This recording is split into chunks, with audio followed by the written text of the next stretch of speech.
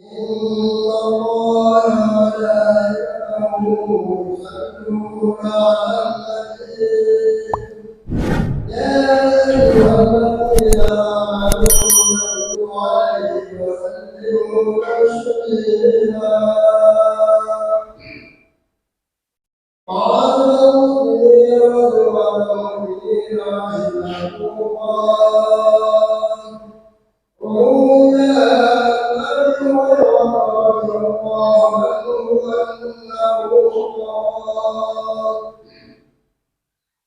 قال رسول الله صلى الله عليه وسلم إن يوم الجمعة شيء الأيام إذا كنت يوم الجمعة والإمام يأتها الصفة أنصتوا واسمعوا أجروا وإذا أنصتوا واسمعوا أجروا وإذا أنصتوا واسمعوا أجروا وإذا الله تعالى لعلكم ترحمون اللهم صل على محمد اللهم صل على سيدنا محمد اللهم صل على سيدنا ومولانا محمد بسم الله الرحمن الرحيم الحمد لله رب العالمين اللهم انصر الاسلام للمسلمين والمسلمات والمؤمنين والمؤمنات الأحياء منهم والأموات ويرزقهم الأولين وبالإسلام والعلم النافع برحمتك يا أرحم الراحمين والحمد لله رب العالمين.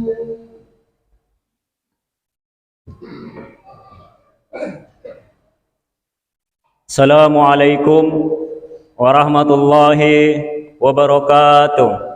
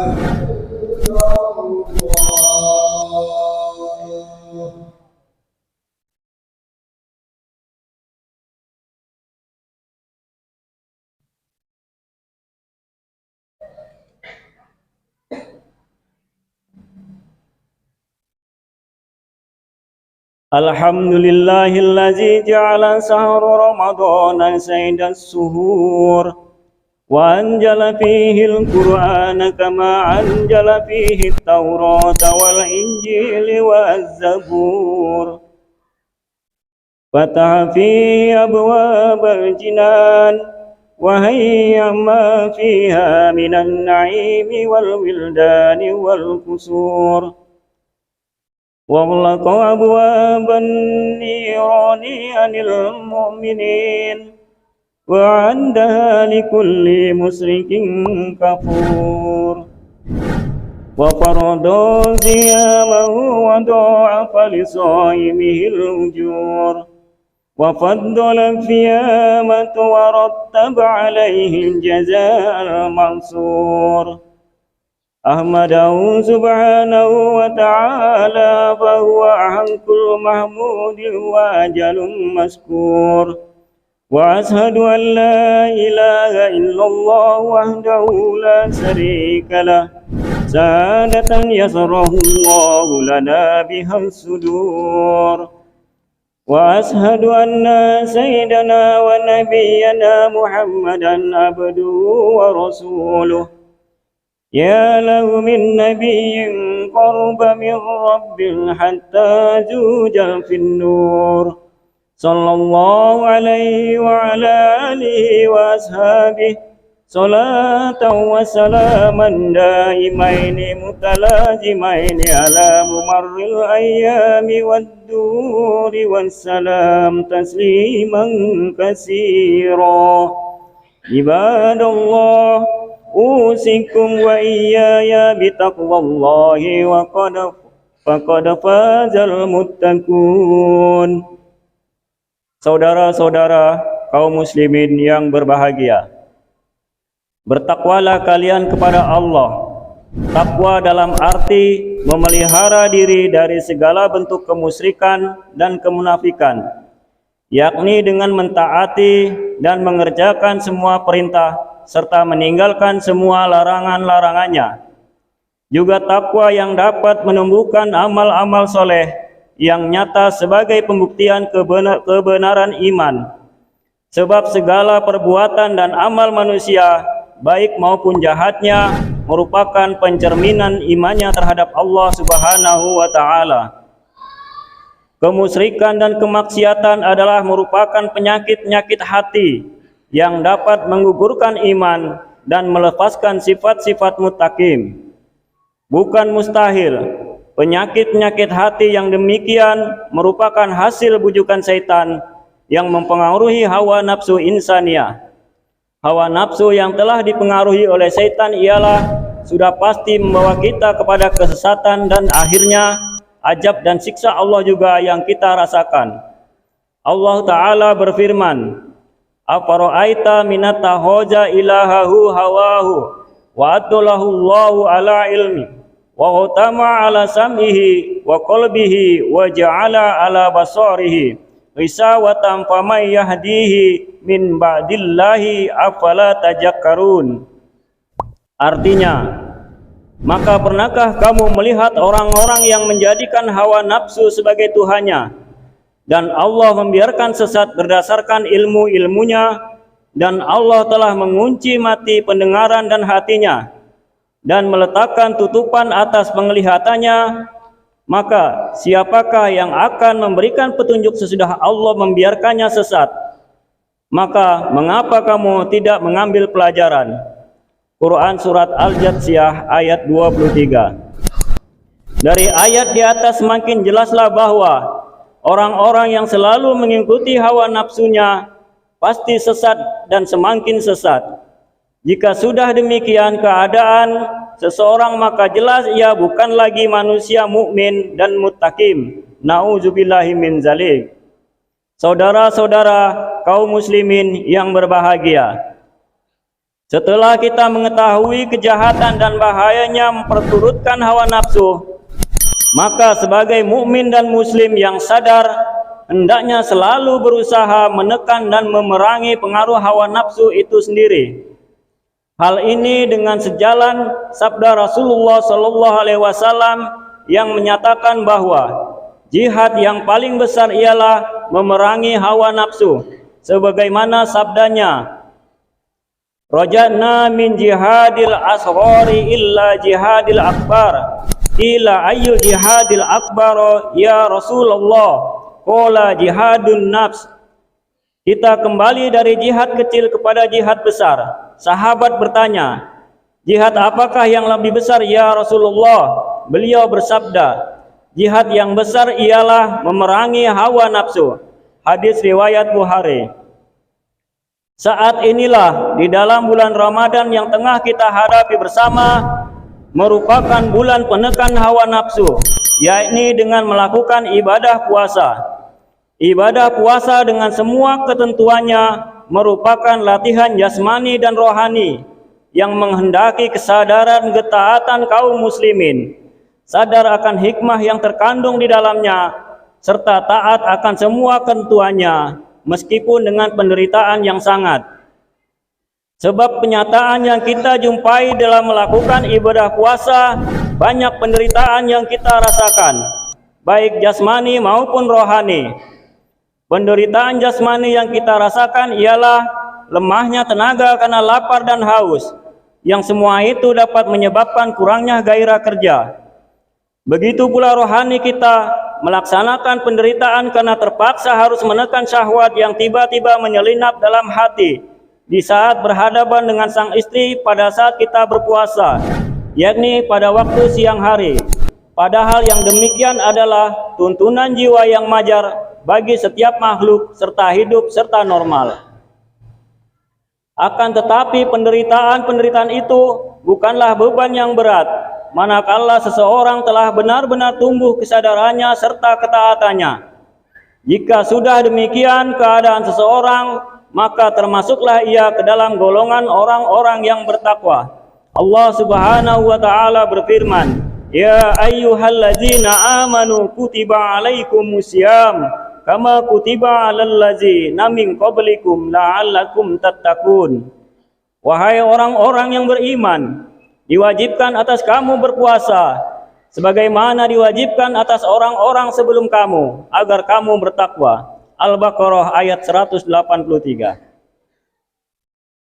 Saudara-saudara kaum muslimin yang berbahagia, Allah Subhanahu wa taala adalah Maha bijaksana, sehingga betapapun beratnya suatu kewajiban atas hambanya, sudah barang tentu Allah memberikan keringanan atau rukhsah bagi orang-orang tertentu, seperti musafir, orang-orang tua yang sudah tidak kuat melakukannya, orang-orang sakit dan membahayakan terhadap keselamatannya dirinya, dan lain-lainnya yang telah ditentukan oleh syara. Rukhsah itu pun berlaku bagi orang yang melakukan ibadah puasa, yakni bagi mereka yang tidak sengaja melakukan perbuatan yang dapat membatalkan puasa. Rasulullah sallallahu alaihi wasallam bersabda, man fatara ramadana syai'a fala qada'a alaihi wala kafarah. Artinya, barang siapa berbuka atau makan minum padahal itu puasa Ramadan, karena lupa, maka tiada qada dan kifarat baginya. Yang demikian menunjukkan bahwa ibadah puasa merupakan ibadah sirri, yang hanya Allah lah yang berhak menilai kebenaran puasa seseorang. Keistimewaan lain bagi orang yang berpuasa, sebagaimana disabdakan oleh Rasulullah sallallahu alaihi wasallam dari riwayat Abu Hurairah, man shoma ramadana imanan wa ihtisaban ghufira lahu ma taqaddama min dzambi. Barang siapa yang melakukan puasa pada bulan Ramadan karena iman dan menghadap ridha Allah Subhanahu wa taala, maka diampunilah dosa-dosanya yang telah lalu. Jelaslah bahwa puasa Ramadan penuh dengan keutamaan bagi mereka yang melakukannya, terutama pahala yang diperoleh. Oleh sebab itu, berbahagialah kita yang saat ini berada di dalam bulan Ramadan dan mengerjakan puasa. Saudara-saudara kaum muslimin yang berbahagia, marilah kita laksanakan kewajiban puasa ini karena iman dan mengharap ridha Allah semata. kita tingkatkan ibadah, sedekah, dan amal-amal saleh agar kita termasuk golongan orang-orang yang beruntung di dunia dan di akhirat. Keuntungan pahala seorang hamba yang melakukan ibadah puasa Ramadan sangatlah besar, melebihi pahala amal kebajikan yang lain. Dalam hadits qudsi Allah Subhanahu wa taala berfirman, "Kullu amali bani Adama yudha'aful hasanah asru amsalha illa sab'ima'ati di'fin." Qala Allah taala illa saumal fa innahu li wa ana ajri bih. Semua kebaikan yang dilakukan oleh manusia akan dilipat gandakan pahalanya antara 10 sampai 700 kali kecuali puasa. Maka sesungguhnya puasa itu adalah hakku dan aku akan memberinya pahala menurut kehendakku. Maka lebih dari itu, puasa oleh Rasulullah sallallahu alaihi wasallam dianggap sebagai perisai yang dapat membentengi seseorang dari api neraka selama puasa itu tidak dirusak dengan perkataan dusta dan menggunjing. Rasulullah sallallahu alaihi wasallam bersabda yang artinya, puasa merupakan perisai dari siksa neraka selama puasa itu tidak dirusak dengan perkataan bohong dan menggunjing. Saudara-saudara kaum muslimin yang berbahagia, dari uraian di atas, maka sekali lagi marilah kita tingkatkan puasa kita karena mengharap ridho Allah. Kita perbanyak amal-amal saleh, antara lain sholat tarawih, tadarus, sedekah, dan lain, terutama kegiatan sosial kemasyarakatan. Karena satu hikmah puasa adalah menumbuhkan rasa kasih sayang terhadap sesama, lebih-lebih terhadap kaum fakir miskin. Juga kita hendaknya menjaga puasa jangan sampai rusak dalam arti sia-sia. Rasulullah sallallahu alaihi wasallam bersabda, "Kam min shaimin laisa lahu min siyami illal ju'al wal atos." Beberapa banyak orang-orang yang berpuasa, akan tetapi tiada ia menerima pahala dari puasanya, melainkan hanya lapar dan dahaga. Adapun hal-hal yang dapat merusak puasa antara lain sebagaimana sabda Rasulullah SAW yang artinya, barang siapa yang tidak meninggalkan perkataan dusta dan perbuatan palsu, maka Allah tidak membutuhkan puasanya, yakni meninggalkan makan dan minumannya. Akhirnya, marilah kita isi bulan Ramadan ini dengan ibadah dan amal-amal saleh sebagai pembuktian iman dan takwa kepada Allah Subhanahu wa taala. Semoga dengan iman dan takwa Allah memberikan pahala sebagai balasan yang dijanjikan kepada para hambanya, baik yang dapat kita rasakan di dunia maupun di akhirat kelak. Barakallahu li wa lakum fil Qur'anil azim wa nafa'ini wa iyyakum bima fihi minal ayati wa zikril hakim. Wa taqabbal minni wa minkum tilawatahu innahu huwas samiul alim. Aqulu qawli hadza astaghfirullahal azim li wa lakum wa lisairil muslimina wal muslimat wal mu'minina wal mu'minat fastaghfiru innahu wal ghafurur rahim. Allahumma shalli ala Muhammad. Allahumma shalli ala sayyidina اللهم صل على رسولك سيدنا مولانا محمد.